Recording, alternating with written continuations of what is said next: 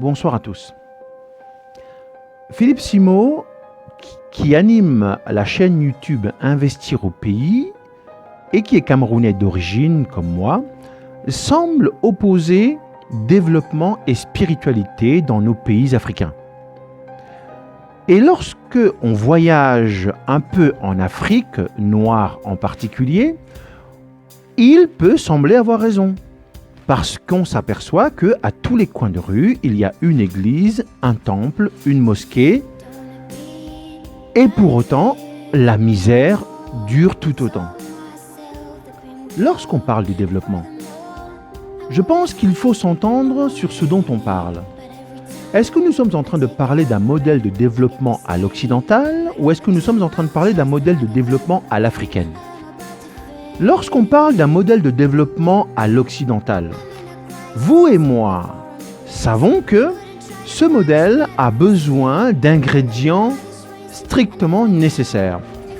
L'un de ces ingrédients est la volonté politique qui repose sur la souveraineté de cette nation, de ce pays. Le second élément est la technologie et le savoir-faire.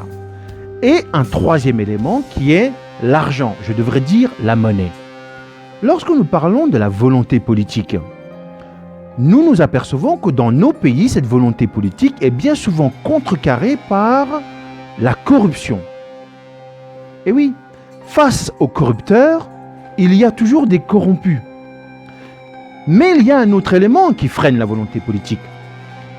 Vous n'êtes pas sans savoir que nos pays ne sont décolonisés que depuis les années 60. Or, dans un pays par exemple comme la France, nous en sommes déjà à la 5e République et nous parlons déjà de passer à la 6e République, alors que dans nos pays, nous en sommes encore aux premières républiques.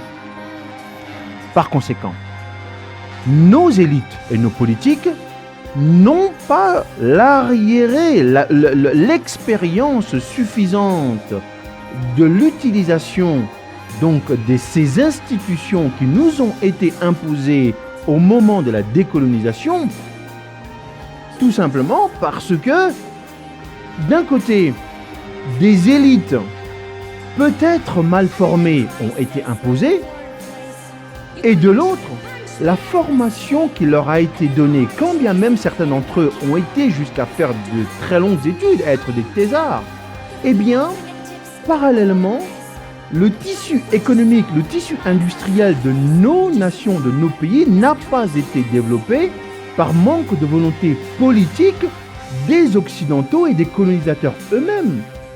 Et pour cause. Et cela rentre directement dans le cadre du deuxième point, c'est-à-dire la technologie et le savoir.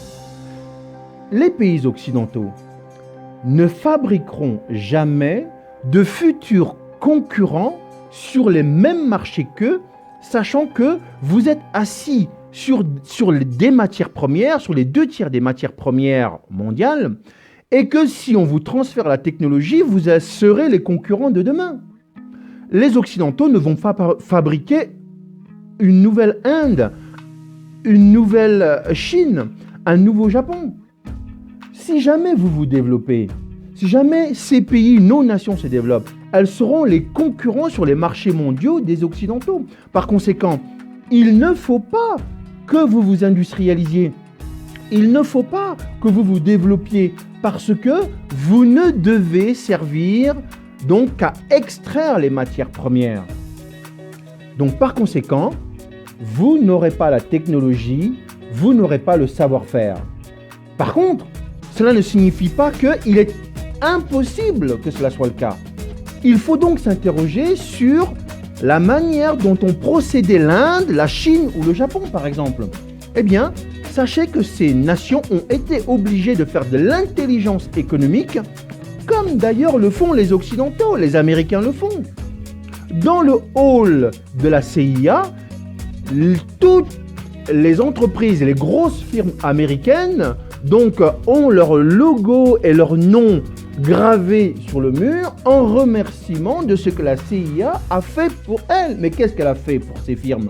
Elle a fait de l'intelligence économique, de l'espionnage économique. C'est ce que l'Inde a fait, C'est ce que la Chine a fait, c'est ce que le Japon a fait. Et c'est probablement ce que nous devrons faire de l'intelligence économique pour pouvoir avoir la technologie et le savoir-faire. Les Coréens ont fait la même chose. Quand les Japonais, les Chinois ou l'Inde ou le Japon prennent des prises de participation majoritaires dans des grandes firmes occidentales, c'est pour pouvoir avoir les brevets et pouvoir les utiliser dans leur pays. C'est une manière de s'accaparer le savoir-faire. Et à partir de ces brevets, eh bien, on fait de la rétro-ingénierie en même temps et on fabrique les technologies qu'il nous faut pour développer notre tissu industriel. Donc, il faudra très certainement passer par l'intelligence économique. Maintenant, l'argent. L'argent, il ne faut pas simplement le regarder comme les billets ou les coins qui sont dans votre poche, mais comme la masse monétaire. Or, la masse monétaire des pays d'Afrique noire, elle nécessite qu'il y ait une volonté politique, une politique monétaire menée par ces nations. Or, le franc CFA, quelle qu'en soit la zone, est fabriqué à Chamaillère. La masse monétaire n'est pas décidée par nos États. La valeur du franc CFA n'est pas non plus décidée par nos États. Par conséquent, il n'y a pas de possibilité d'avoir mainmise sur cet élément fondamental de souveraineté qu'est la monnaie. Par conséquent, nos États sont obligés d'aller chercher l'argent sur les marchés financiers internationaux où les attendent ces mêmes Occidentaux avec leurs conditions. Et vous pensez que ces conditions ne sont pas des conditions facilitatrices d'obtention de l'argent?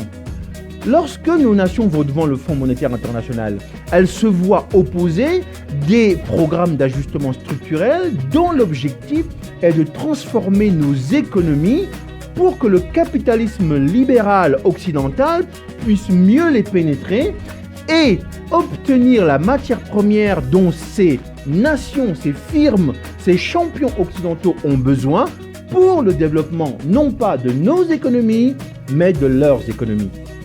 C'est donc très important.